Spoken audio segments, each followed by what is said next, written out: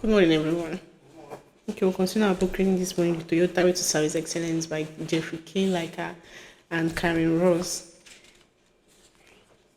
Yesterday, we looked at proving return on investment the Toyota way and also changing senior management thinking, where you have to focus on the bottom line for long profits. That is changing the mindset of senior managers from that of the mechanistic thinking or machine thinkers to that of system thinkers. Today we'll be looking at changing the thinking of senior people, changing the thinking of senior people. We're still looking at the challenges of changing philosophy. Challenges of changing philosophy. So today we're looking at changing the thinking of senior people.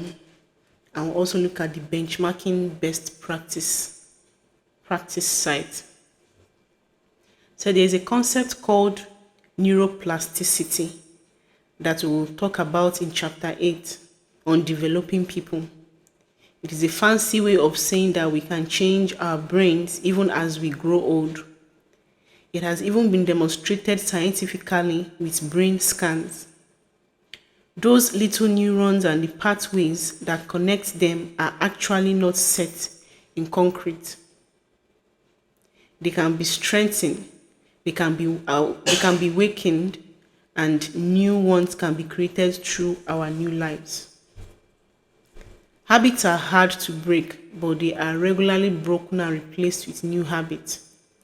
As people age, it does become more difficult to develop new skills and habits, but through deliberate practices, we can and do change. If the mechanistic thinking CEO can be difficult to change, why would we suggest that any other tenured worker is easier to change? People removed from the intense pressure of those at the very top, in our own experience, are often more open to change, especially if you can convince them there is a better way that will make their jobs more pleasurable and help them to achieve their objectives. Since they are responsible for a smaller, more defined part of the organization, they can often see the direct benefit of operational excellence. Older people may have to work a bit harder at change, but when the new system perspective is combined with the wisdom and knowledge that comes with years of experience, the result is powerful. Once older people experience working in the new way and see the positive outcome created for their colleagues and customers, they generally enthusiastically embrace the new way of thinking and working. Benchmarking best practice site. I get a request like this at least every month. My reaction is generally to sigh, a combination of frustration and futility. We all enjoy being tourists and seeing interesting places. It really changes our life, but it can be fun and give us something to talk about. The rationale behind visiting a Lean Six Sigma benchmark that is similar to our place but more advanced is to get ideas and inspiration. We can see what we might look like if we pursue this journey. We can get specific ideas for practices that we might choose to implement. We can hear firsthand from those who have gone down the path what obstacle we might expect. My concern is that the visit will inspire copying and reinforcing mechanistic thinking. This field trip reflects a desire for certainty in what in reality is a transformation process fought with uncertainty. We want to know, what does the operational excellence look like? How do the people do it? What will we have to do? What bottom line results should we expect? What lean solutions can we implement right away? The truth of the complex system is that there is no one but way and no single best practice is good for all circumstances.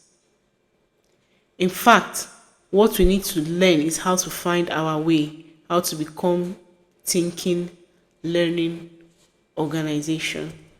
Okay, so this is where we'll stop for our reading this morning.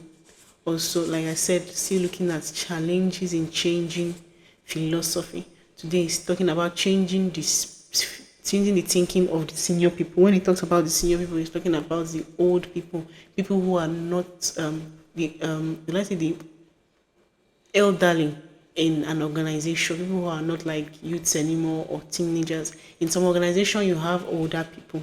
So how do you change the thinking of these older people? So he said in the book here, saying that you can change their concept of thinking through neuroplasticity, which the book is going to discuss vividly in chapter 8. So even if you grow old, the brain doesn't grow old. There's a way you can change how someone thinks, even in his or her old age, through practicing of new habits and the rest of it. Remember when Emily was telling us a story, I don't know if it's in Germany or Russia, where their old people don't just go to old home, but they tend to put them to useful things where they help the younger generations think with their own experiences, with the kind of experiences that they've learned over time. So as people get older, it becomes difficult to maybe think, or it becomes difficult to develop new skills and habits. But with practice, you'll be able to change their mindset.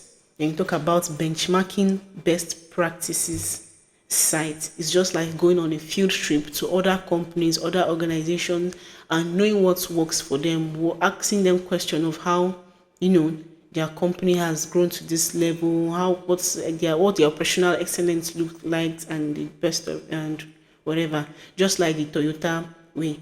Now it's a factory for producing car, but people still go there on site just to learn. Just like when you did industrial training in school, then you had to go and visit either work in a factory or work in a school to know how things were actually done on a particular course or in a particular field. So it said benchmarking best practices sites. So this is where you either copy their system or look for a ways that their system or the lean system can work in your organization. It is also a process of learning and developing in an organization. So this is where I'll stop for our reading this morning. Thank you.